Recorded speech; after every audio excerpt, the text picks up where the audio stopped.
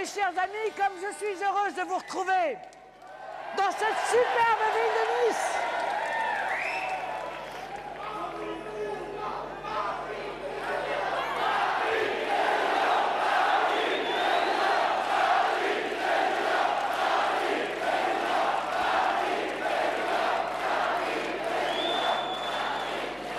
Mes chers amis, plus les jours passent et plus nous apparaissons comme le parti de la vérité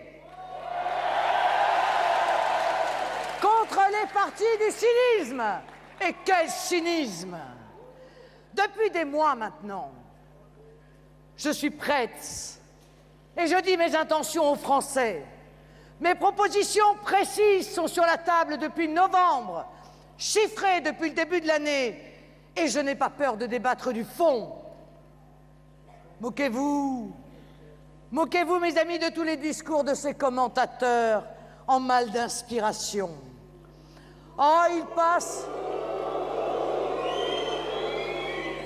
leur temps à se demander, mais quelle est sa stratégie? Quelle est sa tactique de campagne?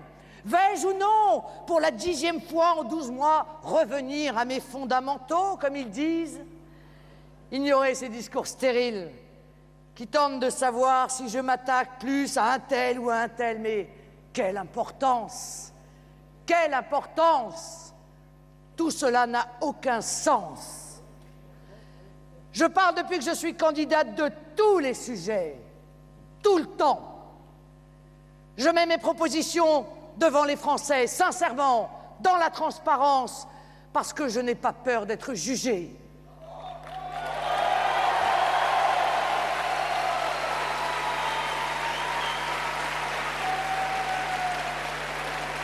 Je n'ai rien à cacher aux Français.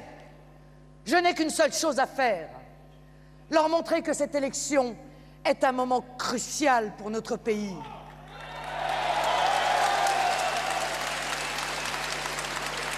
Et leur montrer la voie des solutions et de l'espérance que représente notre projet. Et d'ailleurs, heureusement que nous sommes là.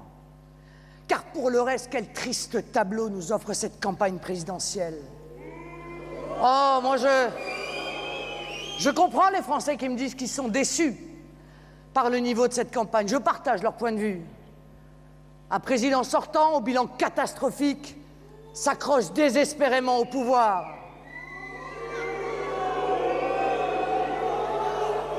Je vous signale qu'il n'a toujours pas de programme, il nous le promet pour Pâques et peut-être qu'on pourra le lire à la Trinité.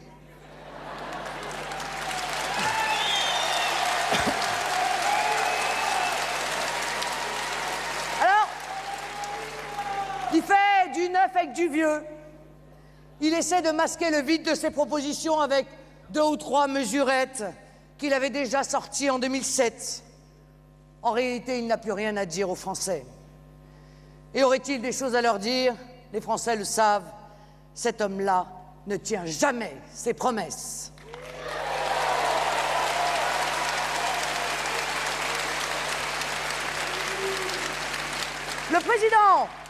Le président sortant compte sur son meilleur allié. Vous savez, un ancien sénateur socialiste, ancien ministre de Jospin.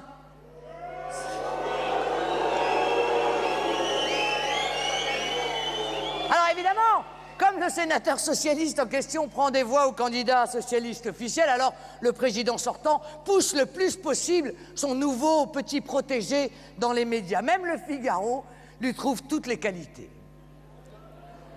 En face, le candidat socialiste officiel espère qu'en ne disant rien, il verra son élection tomber comme un fruit mûr. Il ne fait pas campagne, lui non plus. Il n'a pas grand-chose à dire aux Français, sinon qu'il essaierait de faire, peut-être, si les circonstances le permettent, moins pire que le président sortant. Quelle ambition!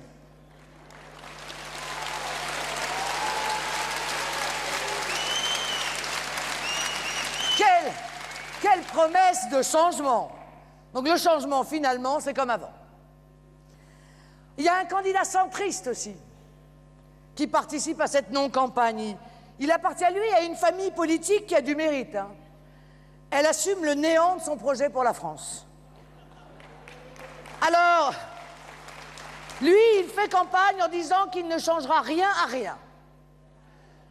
L'UMPS vaudra bien mieux que l'UMPS si c'est lui qui s'en occupe. Et tout ce petit monde passe son temps à s'invectiver en refusant de véritablement débattre.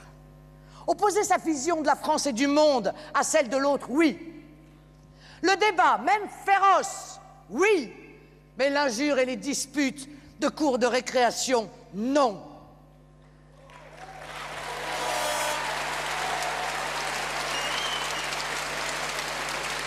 Est-ce cela une élection présidentielle? Est-ce à la hauteur de l'attente des Français? N'ont-ils pas droit à autre chose? N'attendent-ils pas autre chose? Eh bien, je ne participe pas à cette campagne dégradante.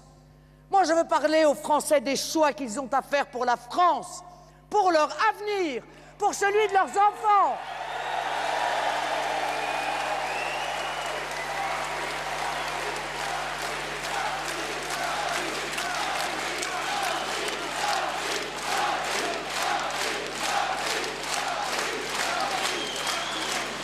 Je me suis dessinée tout au long de cette campagne, que j'ai démarrée il y a presque 1 an et demi maintenant, à poser les véritables problèmes de notre pays, à lever les uns après les autres tous les tabous. Et en face de moi, j'ai des anguilles qui esquivent.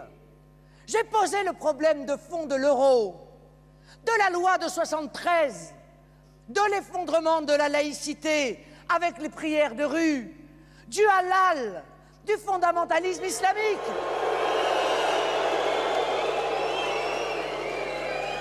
J'ai donné aux Français les vrais chiffres de l'immigration. Et face aux accusations que je porte, j'ai l'impression d'être encore avocate devant le tribunal correctionnel parce que ceux d'en haut réagissent exactement de la même manière que les délinquants que j'ai vus se succéder à la barre des tribunaux correctionnels. La première réaction, à chaque fois qu'on les met face à la réalité de leur bilan, la première réaction, c'est pas vrai. En toutes circonstances, c'est pas vrai. La deuxième réaction, c'est pas nous. Et la troisième réaction, en désespoir de cause, c'est pas grave.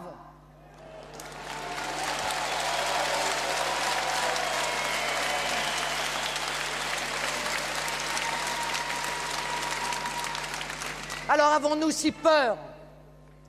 Avons-nous si peur de notre destin que nous ayons ainsi abandonné toute volonté de réfléchir à notre avenir?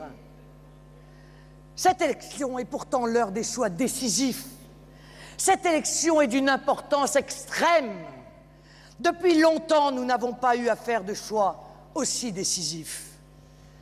Sur beaucoup de sujets fondamentaux, cette élection pose des questions vitales auxquelles nous ne pouvons pas échapper.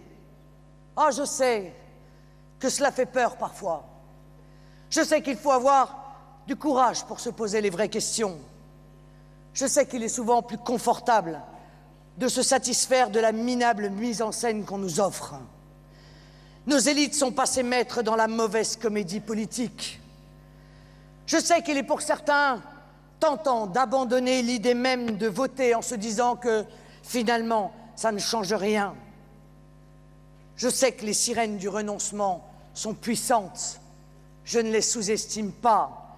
Je ne sous-estime pas ces entraves au courage. Au contraire, je veux les combattre. Avec vous, je veux les combattre.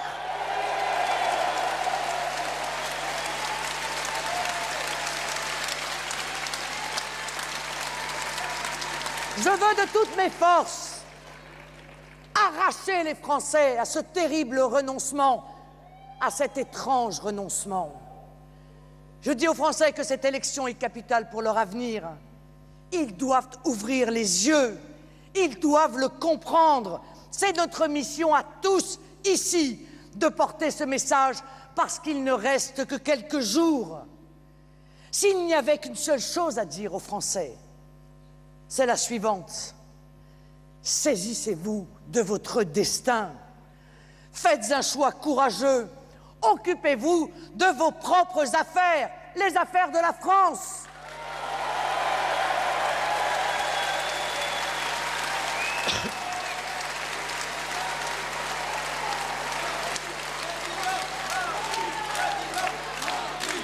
Diogène,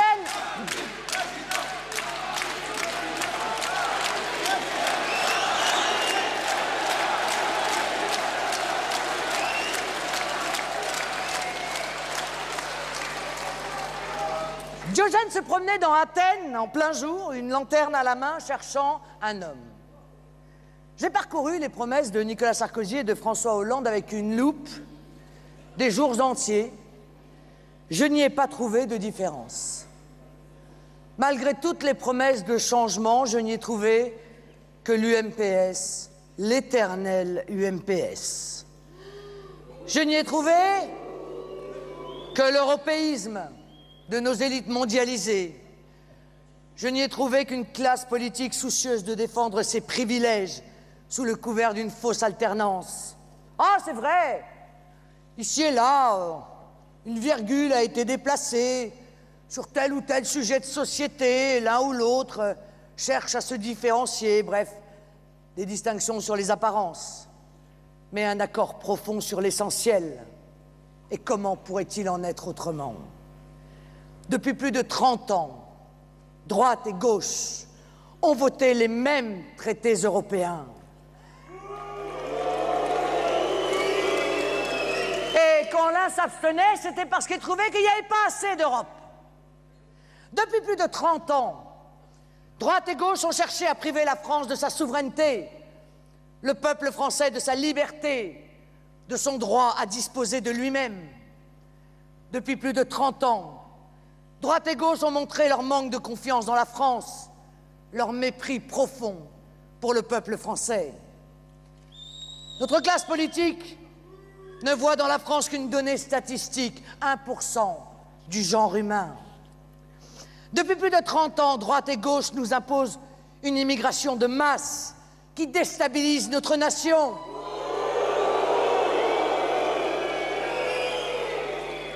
Qui détruit notre identité nationale, qui ruine notre système de protection sociale.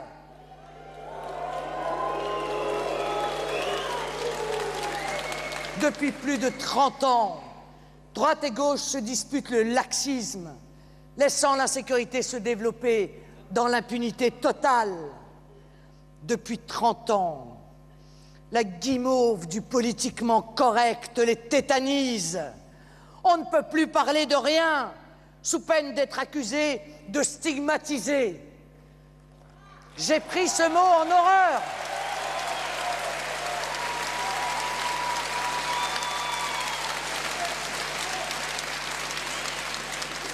Ça dégouline de sucre, ça dégouline de miel, et la potion amère, c'est le peuple français qui est obligé de la boire.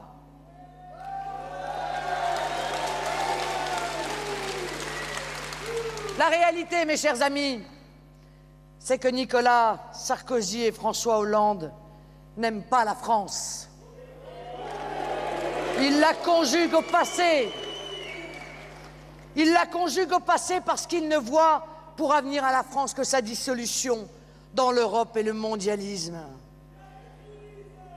Sarkozy, une seule fois, a dit quelque chose de juste. Dans une émission de télévision, il avait dit qu'il n'y avait plus ni droite ni gauche, la seule différence était entre ceux qui croient en l'Europe et ceux qui n'y croient pas. Il paraphrasait ainsi ce que j'avais dit moi-même en disant qu'il n'y a pas de droite ou de gauche, il y a ceux qui croient en la France et ceux qui n'y croient plus.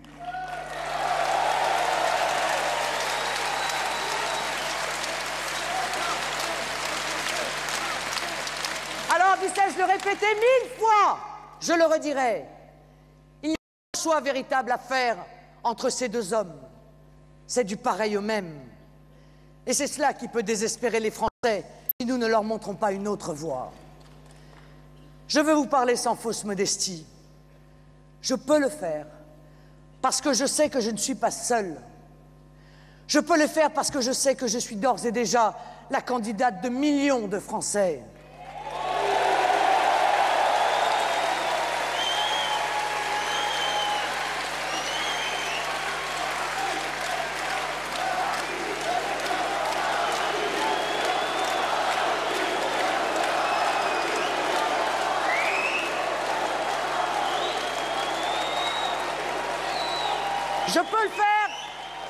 Je peux le faire parce que tout ce que je dis et tout ce que je fais dans cette campagne, je ne le fais pas en mon nom personnel, mais au nom de tous ceux qui souffrent, de tous ceux qui espèrent autre chose pour la France.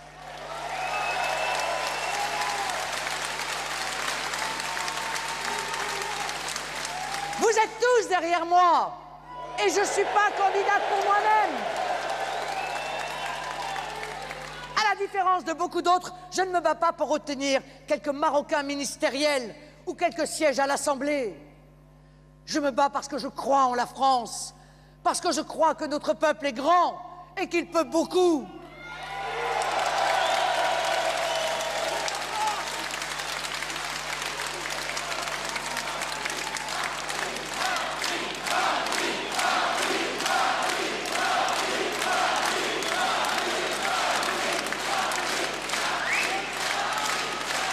Je me bats, mes chers compatriotes, pour de véritables idéaux et parce que je veux vraiment changer les choses, parce que je le peux.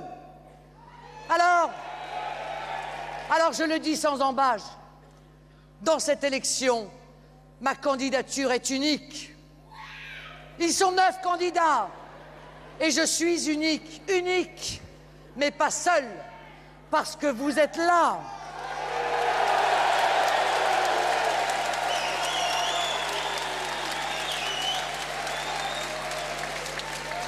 Je suis, mes amis, la voix de l'exception française dans cette campagne. Et c'est la seule voix qui veut mettre à bas le système et ses élites accrochées au pouvoir. C'est la seule voix qui parle au nom de tous les oubliés contre les élites qui ont confisqué tous les pouvoirs. C'est la voix de l'exception française parce que tous les autres ont oublié la nation. Tous ont perdu la foi en la nation française. C'est la voix, votre voix, celle de la grandeur de la France, de son rayonnement, et je dirais même avec gravité que sur bien des aspects, c'est la voix de la survie de la France.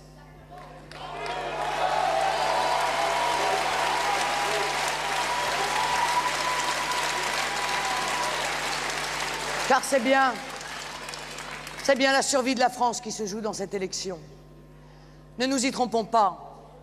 Sur bien des sujets cruciaux, c'est la survie de la France qui se joue. Je suis dans cette élection la seule candidate de la nation. Je l'assume à 100%. Je n'ai pas honte de dire que je suis une candidate nationale.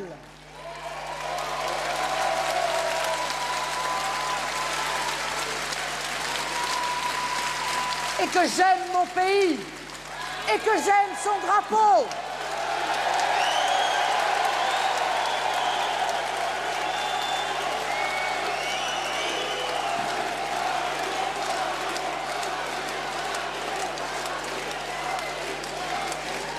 Ce drapeau national, là, qu'ensemble, vous brandissez si fièrement, si joyeusement, parce que l'inépuisable amour de la France nous remplit d'espérance. C'est pourquoi, mes chers amis, ceux qui aiment la France n'ont rien à craindre de nous. Je suis la candidate de la nation face à la gauche mondialiste. Ah! Ceux-là ont oublié la nation depuis bien longtemps. Oui, les élites de gauche sont mondialistes. Elles détestent qu'on parle de la civilisation française. Pour elles, cela ne veut rien dire. Pour ces élites de gauche, il y a l'homme, mais il n'y a jamais le français.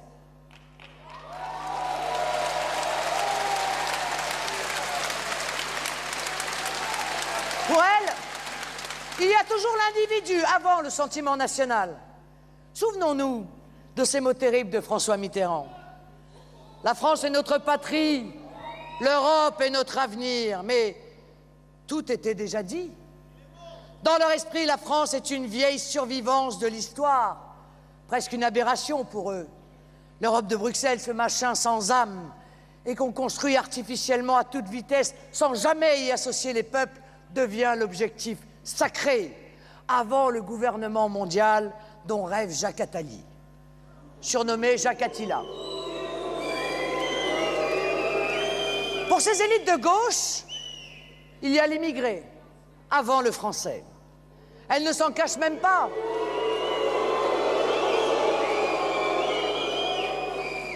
Ça fait 30 ans qu'elles nous le disent sur tous les tons, l'immigration est une chance, clament-elles.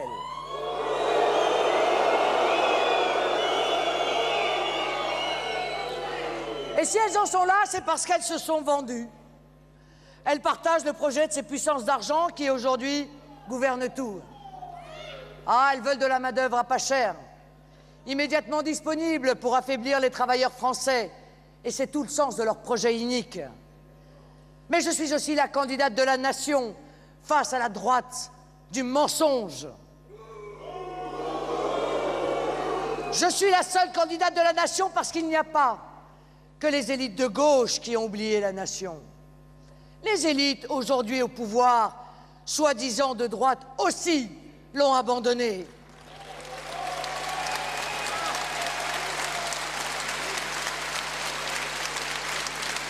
Mais il n'y a qu'à les regarder, ces élites de droite et de gauche. Toutes se connaissent, toutes se fréquentent, toutes participent au même salon, aux mêmes sociétés. Le siècle est leur repère. Toutes ces belles âmes se côtoient, se respectent et se protègent toujours les unes les autres. Toutes ont en commun cette adoration sans borne pour les puissances d'argent devant lesquelles elles ont abdiqué, devant lesquelles elles se prosternent avec révérence et qu'elles courtisent en permanence. Il n'y a guère de différence, mes amis, je vous le disais, vous pouvez remplacer un Sarkozy par un Hollande, vous n'aurez que l'oubli de la nation, le mépris de la France et au final, la ruine du peuple et du travailleur français. Alors, les élites de gauche ont vendu aux élites de droite leur internationalisme. Les élites de droite ont vendu aux élites de gauche leur adoration des puissances d'argent. Les élites de gauche ont abandonné le travailleur, les élites de droite ont succombé au laxisme de la gauche. Toutes ces élites de droite, de gauche, se sont liguées contre la nation, toutes mutilent notre identité nationale, toutes ont oublié le peuple. Nicolas Sarkozy est d'ailleurs le représentant typique de cette droite contaminée par la gauche, de cette droite qui s'est placée sous l'emprise intellectuelle de la gauche, cette droite qui ne sait même plus quelles sont les valeurs de la droite. Nicolas Sarkozy a capitulé devant la culture de gauche. Le 20 janvier dernier, il a osé écrire à M. Erdogan, Premier ministre islamiste de Turquie, «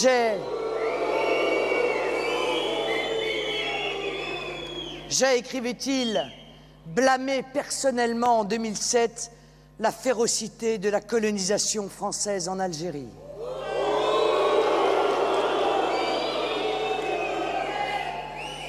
Eh oui, vous avez bien entendu, Nicolas Sarkozy, président de la République française, blâme l'œuvre de la France en Algérie.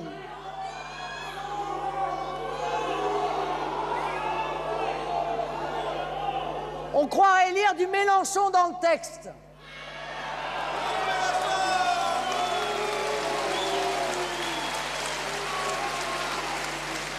À moins que ce soit du Cohn-Bendit. Et cette repentance, il l'a faite auprès de qui? Auprès du Premier ministre du pays qui, après 3 siècles de présence, a laissé l'Algérie dans la misère et le délabrement. Nos premiers colons, nos premiers administrateurs, nos premiers soldats ont dû pallier 3 siècles d'incurie. En 130 ans, les Pieds Noirs ont fait un travail admirable, une mise en valeur sans précédent.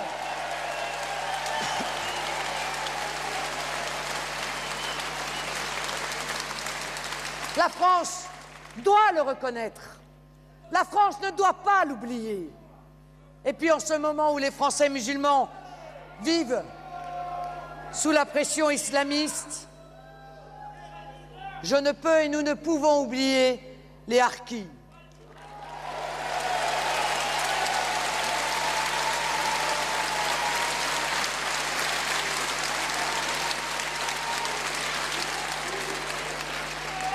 Il y a 50 ans, honteusement abandonnés par les pouvoirs publics, certains ont pu fuir la torture et la mort, d'autres, innombrables, non. Ils ont dû fuir leur Algérie natale par amour de la France. Alors si la France a une dette vis-à-vis des musulmans, c'est bien vis-à-vis des seuls harkis et de ceux qui, Français, ont versé leur sang pour la France.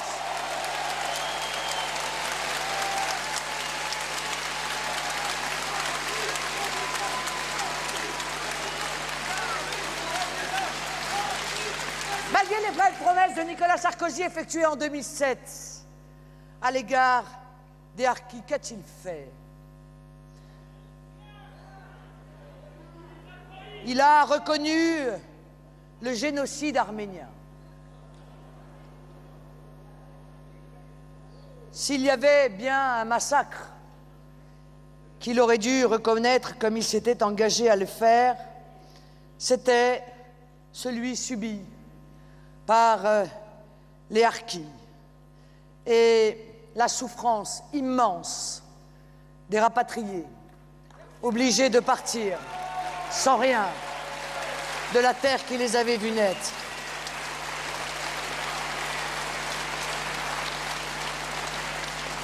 Mais cela importe peu à Nicolas Sarkozy, là encore. Il a promis dernièrement de faire demain ce qu'il avait déjà promis de faire hier. Vous savez, pour Nicolas Sarkozy, la présidence de la République, c'est un job. Et il ne veut pas perdre son job.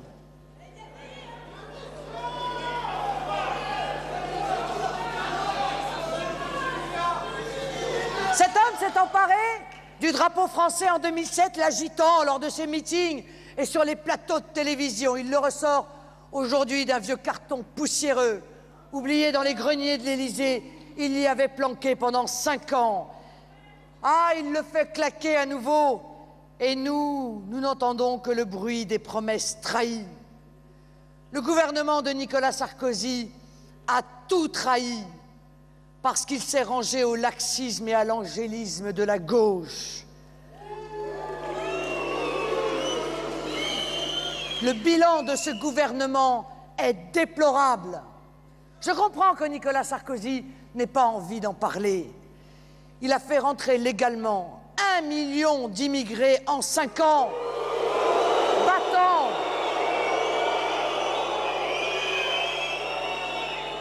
battant ainsi tous les records.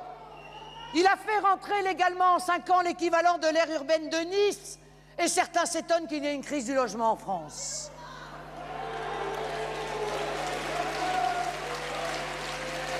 Le gouvernement Sarkozy a instrumentalisé l'identité nationale pour mieux l'affaiblir. Il a, comme aucun autre auparavant, torpillé l'identité nationale, ouvrant notre pays à tous les vents de l'immigration de masse, au communautarisme et à l'islamisation.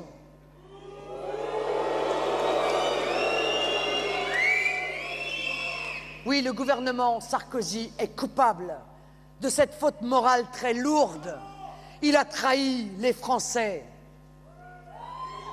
N'oubliez jamais cela. Répétez-le aux quelques âmes hésitantes qui seraient aujourd'hui à nouveau tentées par les sirènes sarkozystes. Répétez-le à tous ceux qui prennent pour argent comptant les histoires à dormir debout qu'ils nous racontent sur toutes les chaînes. Répétez-le à tous ceux qui feignent aujourd'hui d'oublier les années cauchemardesques que nous venons de traverser.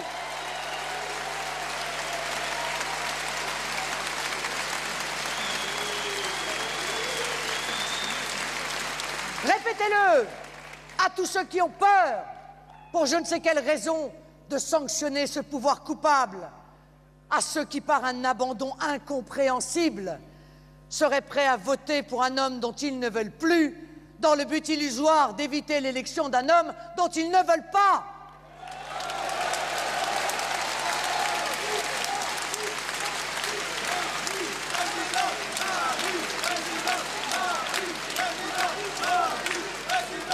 Répétez-le partout, à tous, sur tous les tons, à ceux qui veulent nous rejoindre mais que des discours hostiles éloignent de nous.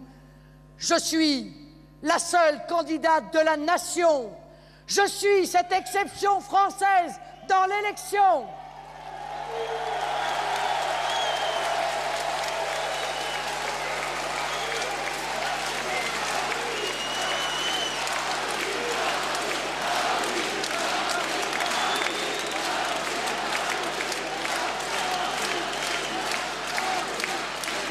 Allez,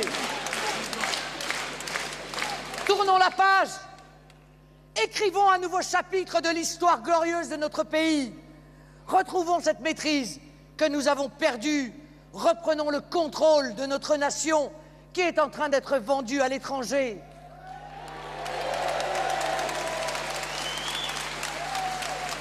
Les assassinats de Toulouse et de Montauban symbolisent tristement l'échec total du gouvernement Sarkozy. Je ne reviendrai pas sur cette affaire dont on a déjà beaucoup parlé, mais je souligne un point important.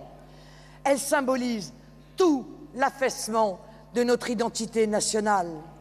Elle révèle ce mal étrange et tellement angoissant d'une France coupée en deux. Nous voyons une partie de la France. Peut-on encore parler de la France partir à la dérive? Nous voyons une partie de la France se livrer au mirage communautariste, au mirage islamiste, au mirage de la haine de la France. Nous voyons ces territoires entiers de la République, sans aucun service public, partir à la dérive, se détacher de l'unité nationale, se contenter de vivre des subsides, de la solidarité nationale pour enfoncer la France, vouloir lui nuire, vouloir la détruire. Cette affaire a révélé des problèmes centraux dans notre politique de renseignement et de lutte contre l'islam radical, je l'ai dit, mais je l'affirme aussi. Le coupable de ces crimes odieux contre la France n'aurait jamais dû pouvoir vivre au crochet de notre pays.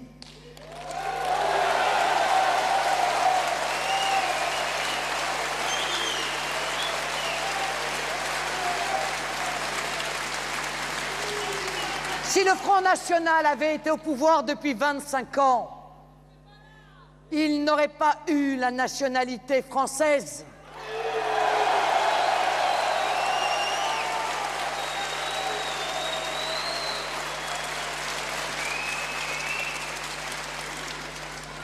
Mais c'est pourquoi je propose aussi que l'on cesse de verser les aides sociales de toutes sortes aux délinquants récidivistes et aux criminels.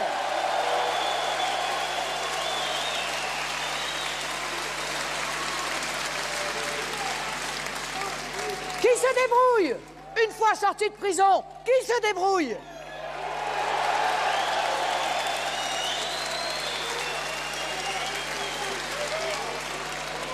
Et s'ils ne sont pas contents, qu'ils quittent la France.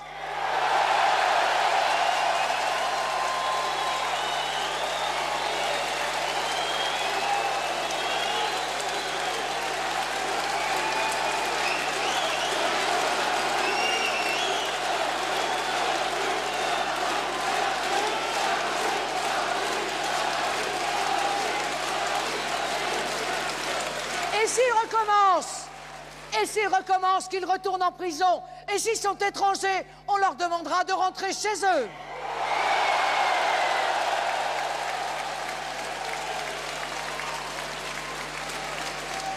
Oui, mes amis, oui, notre identité nationale est très malade. Oui, il faut s'en inquiéter. Oui, il faut arrêter totalement l'immigration. Oui, il faut couper toutes les pompes aspirantes.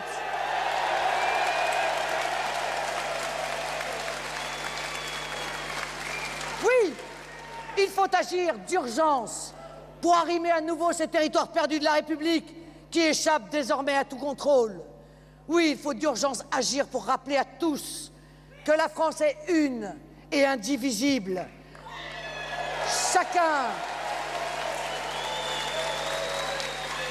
Chacun en France doit respect et service à sa patrie. Nous sommes les seuls à avoir osé dire tout haut la vérité. Nous sommes en train de regarder notre identité nationale être ruinée, ce trésor. Cette ruine prend aujourd'hui des formes particulièrement cruelles. Nos jeunes, mieux que quiconque, savent ce qu'il en est. Nos jeunes,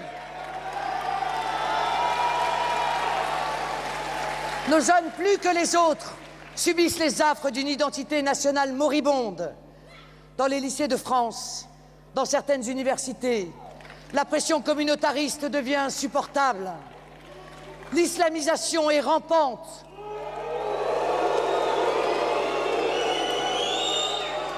On commence à ne plus y tolérer certains comportements pourtant parfaitement normaux et acceptables. Nos jeunes souffrent de cette ghettoisation de la société. Nos jeunes souffrent de ces gangs qui sévissent dans les banlieues, parfois même jusqu'à l'école.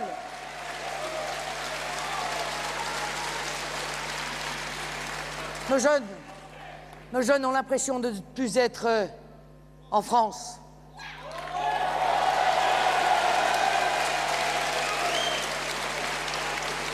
La loi, qui bien souvent est imposée, est celle de communautés. La loi n'est plus celle de la République. Je veux offrir à toute la jeunesse de France la possibilité de vivre tranquillement, de s'assumer en tant que Français, sans avoir peur de quiconque.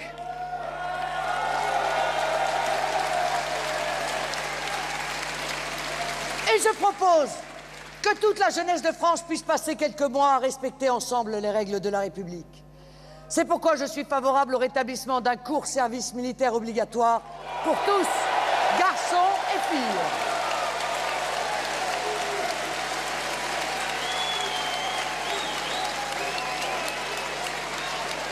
Oh, je sais que c'est une mesure qui a un coût.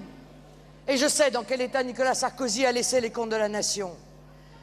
Nous commencerons donc par un mois et nous essaierons, dès que nos finances nous permettront, de monter en puissance pour passer à un trimestre. Mais j'assume cette dépense parce que je pense qu'il est crucial que tous nos jeunes puissent ensemble faire cette belle découverte de la France, de son armée, de ses règles. Je veux que tous nos jeunes aient conscience de la grandeur de notre pays. Je veux que tous nos jeunes respectent la France et en soient fiers.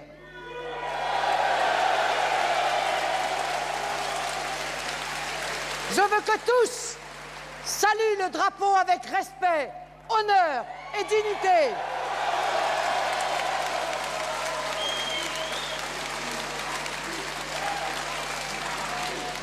Et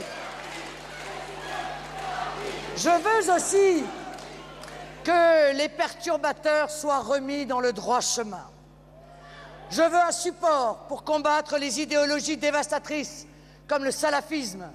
Je veux un moyen pour mesurer la drogue, l'analphabétisme et orienter les jeunes en échec scolaire. Je veux que tous nos jeunes aient le sentiment d'appartenir au peuple de France.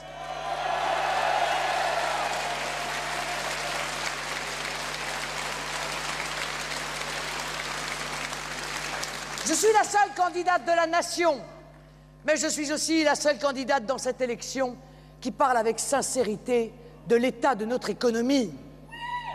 Je suis la seule à vouloir mettre l'économie au service du peuple. Et je suis la seule à choisir une voie nationale de redressement de notre économie. Je suis l'exception française dans l'élection.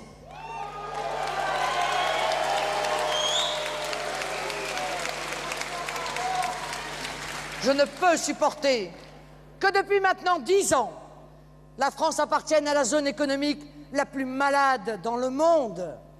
Je ne peux supporter que le gouvernement saigne la France pour renflouer des pays dont la dette est devenue irremboursable. Je ne peux supporter qu'après avoir laissé notre politique monétaire, nous nous apprêtions à laisser notre politique budgétaire à des technocrates qui ne connaissent rien à nos aspirations, à des technocrates illégitimes, coupés des peuples qu'ils méprisent. Je ne peux supporter de voir nos usines fermer les unes après les autres, de voir le chômage croître sans discontinuer, de voir le pouvoir d'achat des Français, ouvriers, salariés, fonctionnaires, retraités, s'affaiblir sans répit.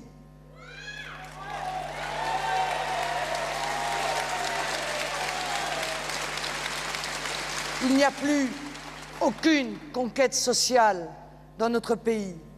Il n'y a plus aucun progrès social. Il n'y a plus que la désolation, la crainte de l'avenir, un terrible sentiment d'impuissance devant notre économie ravagée par une concurrence déloyale contre laquelle ils ne font rien. Je ne supporte plus de voir les travailleurs français baisser la tête, avoir peur, ne plus oser dire quoi que ce soit, de peur d'être le prochain sur la liste des licenciés.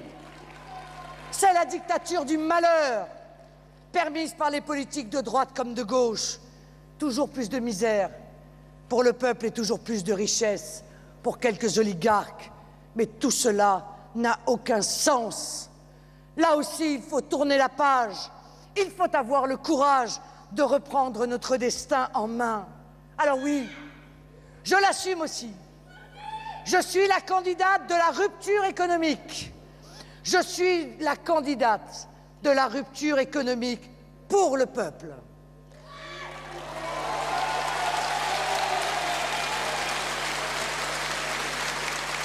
La seule, et vous le savez bien, qui propose véritablement un modèle alternatif de protection des Français dans la mondialisation.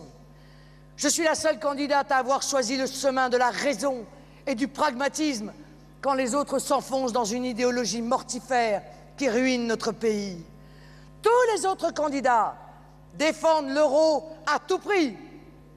Tous défendent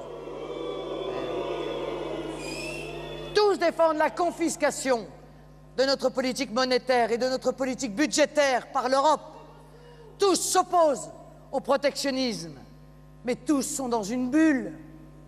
Peuvent-ils ignorer que ce que je propose, tant de nations du monde le mettent en œuvre avec succès, des nations plus riches ou plus pauvres, plus grandes ou plus petites que la nôtre, Japon, Brésil, Argentine, Canada, tous les autres proposent de rester les captifs des banques et des marchés financiers. Je suis la seule à vouloir retirer à ces prédateurs leur mainmise sur notre dette en leur retirant le monopole accordé par la loi de 1973.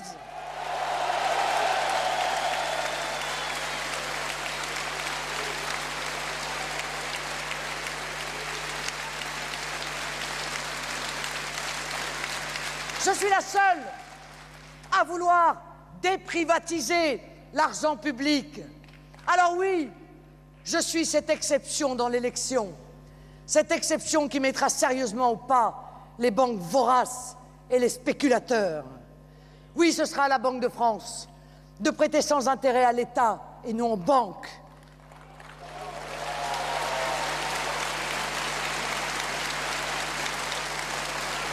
Il n'y a, mes amis, aucune raison de les gaver encore et toujours de notre argent, de l'argent que nous gagnons alors que, en 40 ans, nous avons déjà versé à ces banques et à ces instituts financiers 1 400 milliards d'euros d'intérêts. Alors, qui dit ça? Qui dit cela en dehors de moi? Qui a le courage de dire cela? Personne. Le candidat socialiste comme le président sortant sont tétanisés devant les puissances financières qui les tiennent.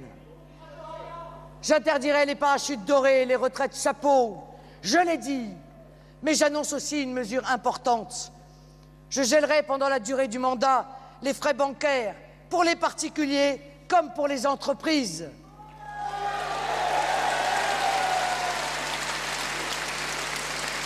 Et je demanderai aux dirigeants de ces banques de rembourser leurs gains indus des années où ils se sont engraissés.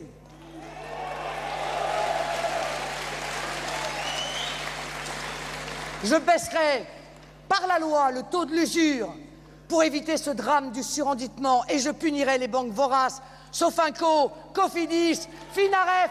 Ce n'est pas l'avenir des ménages français.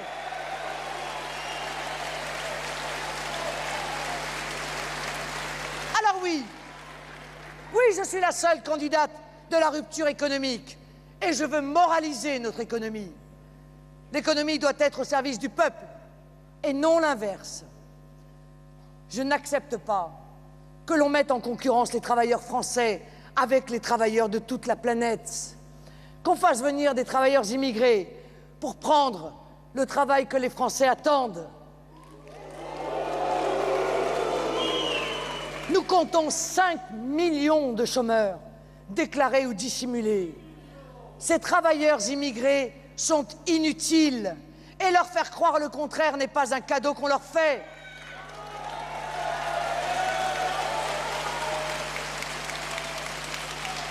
Leur faire croire le contraire, c'est les tromper et créer chez eux amertume et hostilité.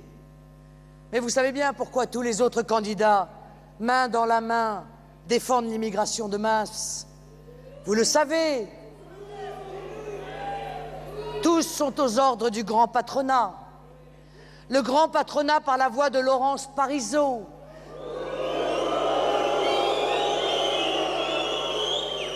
Ah, la présidente du MEDEF, qui en toutes circonstances demande toujours plus d'immigration. Eh bien oui, parce qu'ils veulent mettre une pression maximum sur les travailleurs français. Ils veulent faire taire leurs revendications. Ils veulent faire baisser les salaires en entretenant la peur du chômage. Et tous les candidats, de Nicolas Sarkozy à Jean-Luc Mélenchon, sont d'accord avec ça. Et d'ailleurs, c'est parce que seul je m'y oppose que Laurence Parisot a écrit un livre contre moi. Oui, oui, contre moi seul. Tous les autres, Laurence Parisot n'en a pas peur, bien au contraire, puisqu'elle les manipule comme des marionnettes. Je le dis aussi très nettement, on ne peut plus accepter que des clandestins soient employés par des entreprises françaises avec la complicité du gouvernement.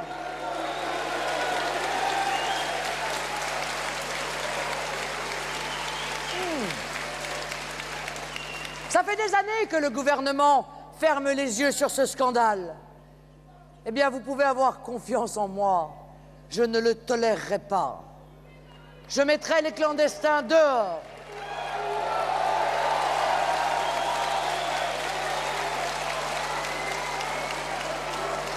Qu'ils aient un travail ou non. Et je mettrai leurs employeurs devant la justice pour qu'ils aient des comptes à rendre.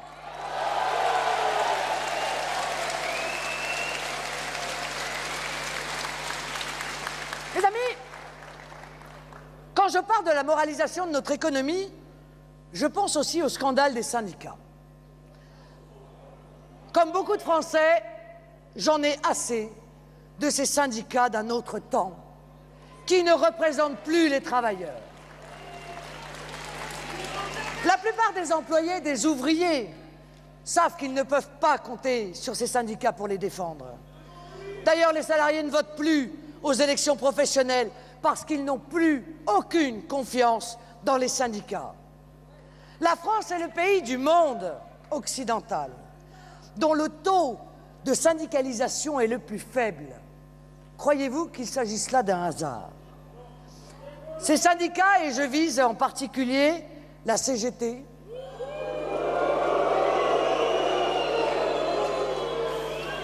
sont devenus d'immenses bureaucraties richissimes. EDF, la RATP, Air France, les scandales se multiplient. Mais les rapports parlementaires, oui, les rapports parlementaires sur ce sujet sont censurés, sont interdits de publication. Nicolas Sarkozy s'agenouille en toutes circonstances devant le pouvoir syndical. Car ces syndicats remplissent une fonction politique, bien sûr. Ces syndicats jouissent d'un pouvoir démesuré dans certaines entreprises, dans certaines administrations. À l'Éducation nationale, ils imposent le pédagogisme et toutes les méthodes qui démantèlent l'école de la République.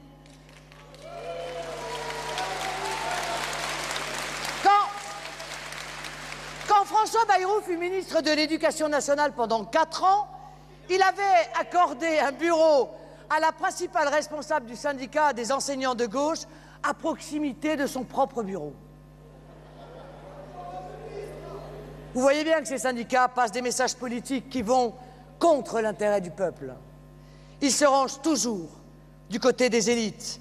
Regardez-le, ce pauvre monsieur Thibault, qui a appelé à voter oui en 2005 au référendum sur la Constitution européenne, alors que sa base voulait voter non, toujours du côté du manche. Ces syndicats n'œuvrent pas au service des travailleurs. On fait carrière dans ces syndicats. On y entre pour bénéficier des avantages, certainement pas pour penser à ceux des travailleurs.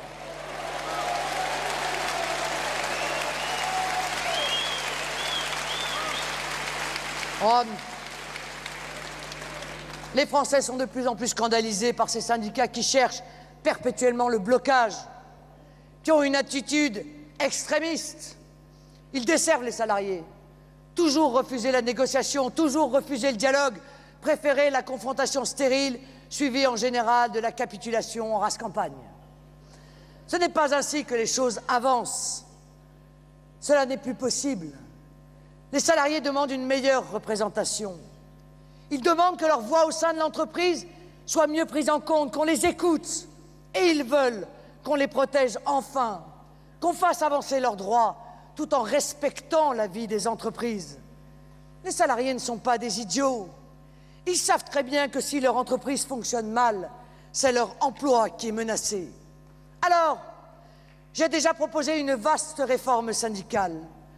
Il faudra notamment casser le monopole de la représentativité confié à une poignée de centrales syndicales qui ne représentent plus personne.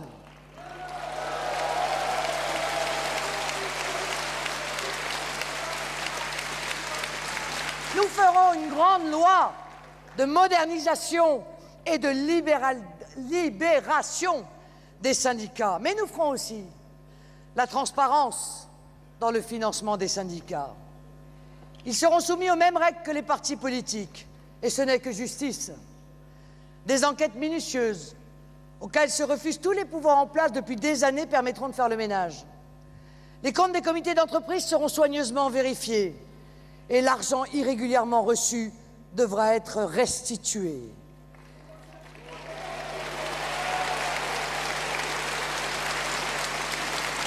Et je l'annonce ce soir devant les Français, les centrales syndicales des salariés comme celles des patrons coupables de malversations financières seront dissoutes.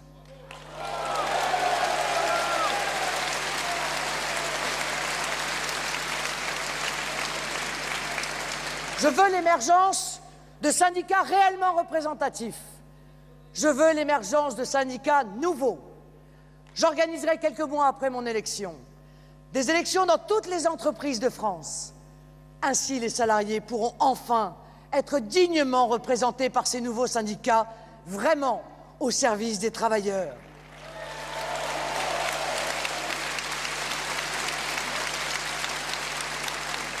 Les salariés pourront ainsi eux-mêmes mettre à bas l'aristocratie syndicale du pays, cette aristocratie anti-ouvrière. De celle-là émergera un véritable syndicalisme de négociation, d'écoute, de défense des droits des travailleurs et de vitalité économique. Je veux, pour terminer, m'adresser à la jeunesse de France. Vous savez, cette exception française que je propose, c'est pour nos jeunes que je la construis.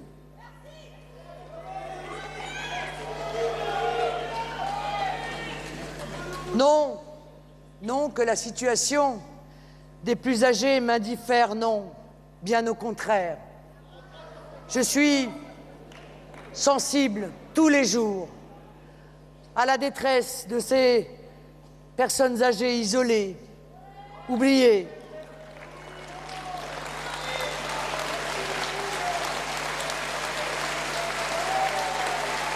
qui n'arrivent plus à boucler leur fin de mois, qui, contrairement à toute la logique, se retrouvent dans la situation de demander de l'aide à leurs enfants, alors qu'il y a encore quelques décennies, c'était bien souvent les enfants qui demandaient de l'aide à leurs parents.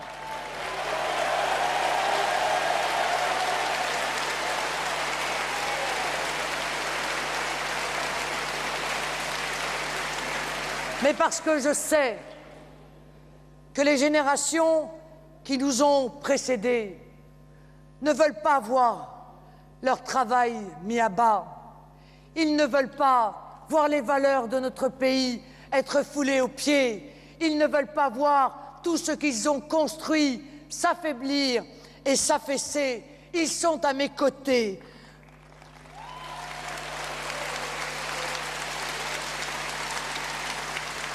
Ils sont à mes côtés pour dire que c'est pour nos jeunes que je souhaite dessiner une espérance à travers cette élection. Je n'accepte pas que la jeunesse de France vive dans la peur au quotidien, la peur d'un bouleversement culturel qu'elle ne souhaite pas, la peur de l'agression et la peur du lendemain.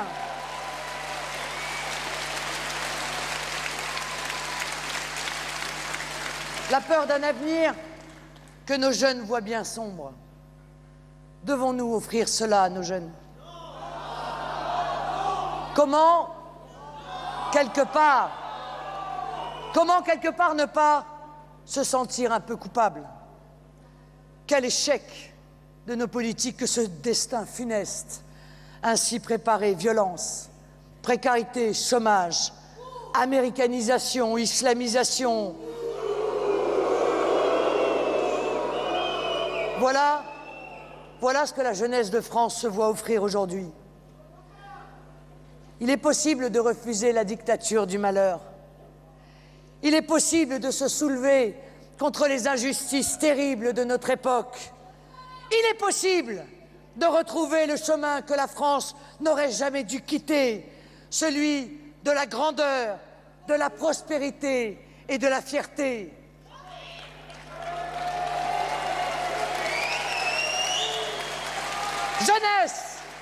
Jeunesse de France, tu es pleine d'énergie, d'enthousiasme, tu as envie de construire ton destin, tu n'acceptes pas le déclin et tu as raison. Jeunesse de France, tu ne te résignes pas, tu n'acceptes pas qu'on te laisse un pays à la dérive. Jeunesse de France, tout est possible pour toi. Tout est possible, à condition que tu t'en donnes les moyens. Tu peux changer d'horizon, tu peux éclaircir ton avenir, mais il faut que tu le dises. Défends tes couleurs, n'aie pas peur.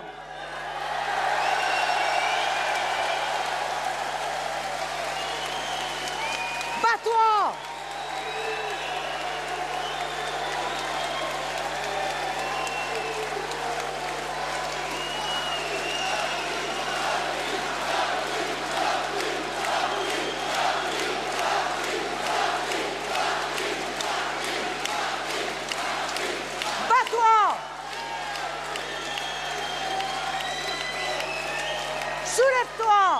Soulève-toi contre la bien-pensance affirme tes convictions. J'ai foi en la jeunesse de France, nationale, fière d'être française.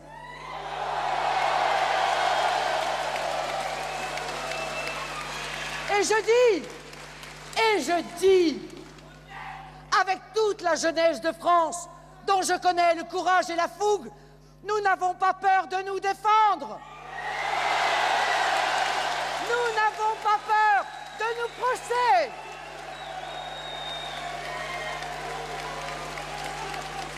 Et surtout, nous n'avons pas peur de nous aimer. Vive la République, vive la France!